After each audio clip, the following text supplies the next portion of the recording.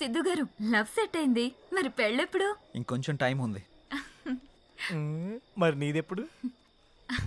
నా boy friend green signal ఇచ్చాక. మరి నీది? నేను ఇస్తాక సిగ్నల్ వాడేందుకు? నీకు నేను కాదు, ఒక అమ్మాయి ఉంది. తనైతే కరెక్ట్. అమ్మాయా? ఎవరు? మా ఇంటి పని మనిషి. పని మనిషా? నీకు అదే ఎక్కువ. దీనికి అన్ని ఎక్కువేరా. హారికేదరా ఇంకా రాలేదు? హారిక రే, అది కూడా మాటలోనే వచ్చేస్తుందిరా.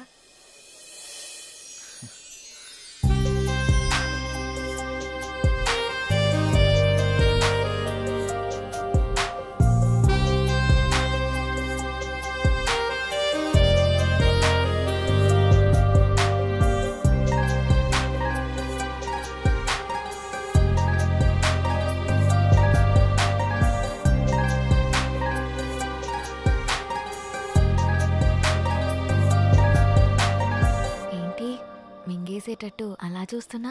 ఈరోజు చాలా బాగున్నావు హారిక. అంటే? చాలా కొత్తగా ఉన్నావు. కొత్తగా అంటే?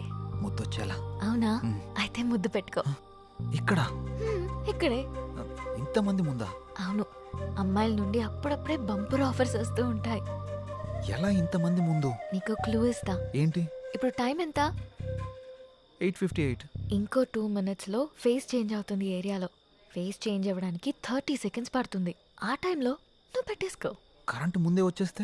మన సినిమాని అందరూ చూస్తారు. వద్దు. సరే, నీ ఇష్టం. ఇష్టమైతే పెట్టుకో, ఇందులో నా బలవంతం ఏం లేదు. లవర్స్ ఏదో సీక్రెట్ గా మాట్లాడుకున్నారు. మీ సిత్తు అందరి ముందు నన్ను ముద్దు పెట్టుకుంటానని ఛాలెంజ్ చేశాడు. రే, నువ్వు రొమాంటిక్ అని తెలుసు కానీ ఇంత రొమాంటిక్ అని ఇప్పుడు తెలిసిందిరా. రే, అది కాదురా. అయినా ఇంతమంది ముందు ఎలా పెట్టుకుంటావురా? నేను కూడా అదే ప్రశ్న అడిగాను జాంగ్రీ. 9 గంటలకి కరెంట్ పోతుంది, మళ్ళీ రావడానికి 30 seconds టైం పడుతుంది, ఆ గ్యాప్ లో పెట్టేస్తా అన్నాడు. అంత మాట అన్నాడా?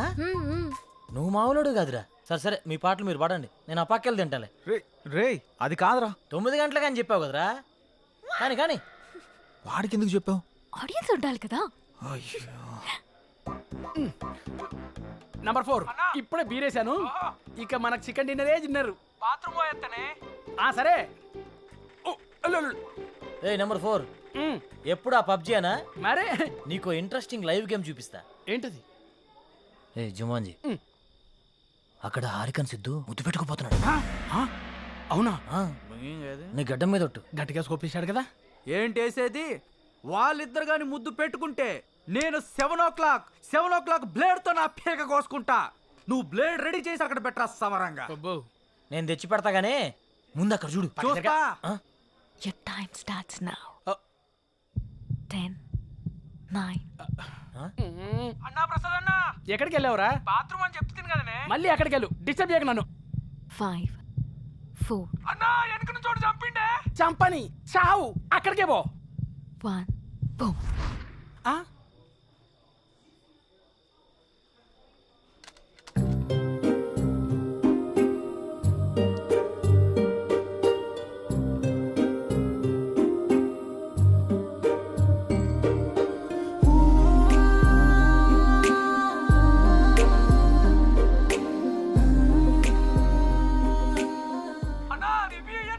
ఇవ్వా మళ్ళీ చంపుతాడే.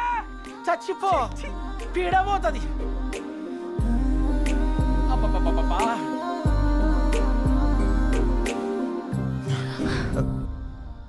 ఎవడ్రా పవర్ ఆన్ చేసింది? 7 o'clock పెట్టాడుగా, బ్లేడ్ తో కోసుకుంటావా? ఏంటి కోసుకునేది? ఆవేశంలో ఉన్నప్పుడు ఎన్నెన్నో అంటుంటాం, కోసుకుంటావా ఏంటి? అది నా పేరు. సారీ, అడబెట్టు. నంబర్ 4, ఇక్కడ మటన్ డిన్నర్ అయిపోయింది, ఫిష్ డిన్నర్ రెడీయా? నంబర్ 4 చచ్చిపోయినా already. Oh my PUBG. I have to start new game. I think ఇక్కడ వాస్తు బాగాలేదనుకుంటా, వేరే దగ్గరికి వెళ్ళి ఆడతాను. నంబర్ 4, నంబర్ 2 ఉన్నావా? Number 2 where are you? I'm coming.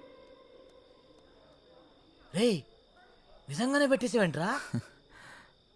రే, అమ్మాయే ఆఫర్ ఇచ్చాక పెట్టుకోకుండా ఎలా ఉంటాంరా? నువ్వు మామూలుడు కాదురా, మాయలోడురా.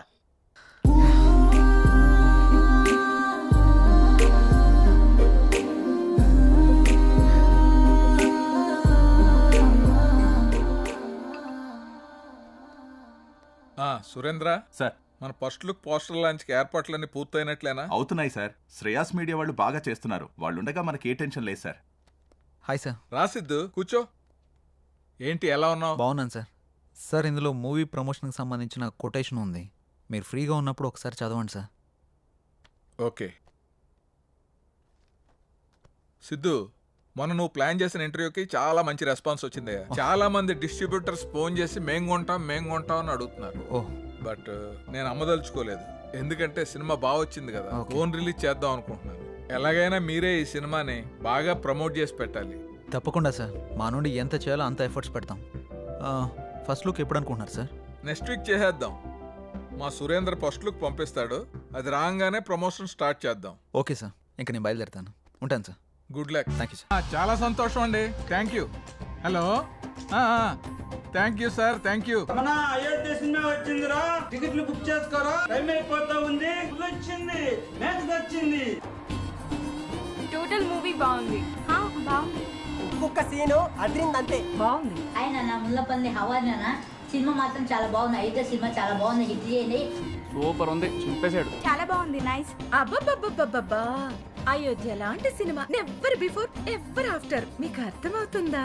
ఇప్పుడే దిల్ రాజు గారు ఫోన్ చేశారు, చాలా బాగుందంట అన్ని ఏరియాలు.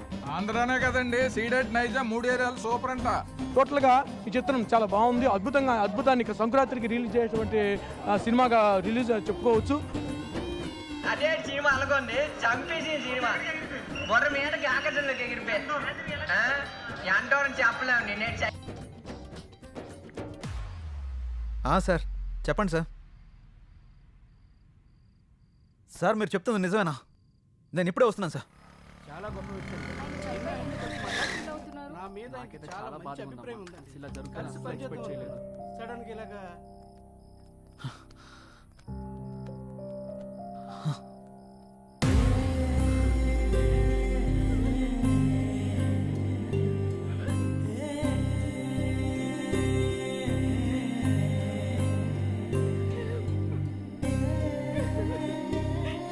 ఏం జరిగింది సార్? సూసైడ్ చేసుకున్నారు సిద్ధు. సూసైడా? ఎందుకు సార్? సినిమా రిలీజ్ అయిన రోజే హెచ్డి ప్రింట్ పైరసీ బయటకు వచ్చేసింది. ఇప్పటి వరకు కనీసం 50 లక్షల మంది డౌన్లోడ్ చేసుకుని ఉంటారు. ప్రింట్ బయటికి రావడంతో థియేటర్కి జనాలు రావడం మొత్తం తగ్గిపోయారు. రిలీజ్ అయిన 2వ రోజే మొత్తం కలెక్షన్స్ అన్ని పడిపోయాయి. పైగా అయోధ్య సినిమా కోసం ఆయన 200 కోట్లు అప్పు చేశారు సిద్ధు. అప్పుల వాళ్ళు ఫోన్ల పైన ఫోన్లు చేశారు. అప్పులు ఎలా తీర్చాలో తెలియక, సినిమా పరిస్థితి ఏంటో అర్థం కాక ఆయన సూసైడ్ చేసుకున్నారు.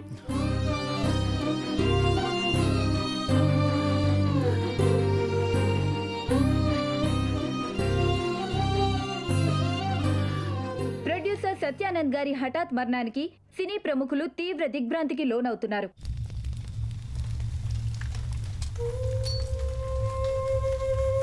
మనం పోయినా మన సినిమా ఎప్పుడు బ్రతికే ఉండాలి. నా ఊపిరి ఉన్నంత వరకు సినిమాలు తీస్తూనే ఉంటాను, సినిమాలు తీస్తూనే పోతాను. పదరా రే, అందరూ వెళ్ళిపోయారా? పదరా. అంత మంచి మనిషి ఇంత సడన్గా చనిపోవడం ఏంట్రా? సినిమా మంచి హిట్ అయింది, అంతా బాగానే ఉంది అనుకునే టైంలో అసలు ఈ పైరసీ ఏంట్రా? అసలు ఆ సినిమా బయటికి రాకపోయింటే ఆయనకి డబ్బులు వచ్చేవి, ఆయన బతికేవాడు కదరా. అంతేరా, మార్నింగ్ రిలీజ్ అయిన సినిమాని మధ్యాహ్నం లోపల పైరసీ చేస్తున్నారా? ఈ ఒక్క సినిమానే కాదురా, ఇంతకు ముందు అత్తారింటికి దారి, గీతా గోవిందం, టాక్సీ వాళ్ళ, ఇలా ఒకటేంటి రిలీజ్ అయిన ప్రతి సినిమాని పైరసీ చేస్తారు. చెప్తాను, చూసేవాళ్ళు చేసేవాళ్ళు అందరూ బాగానే ఉన్నారు, కానీ తీసేవాళ్ళు ఇలా అయిపోతున్నారు. ఇన్ని రోజులు నాకు ఏదో చేయాలన్న వెళుతుండేది, కానీ ఇప్పుడు నాకేం చేయాలో క్లారిటీ వచ్చింది. దీని వెనకాలన్న ఏ ఒక్క నా కొడుకుని వదిలిపెట్టేదే లేదు.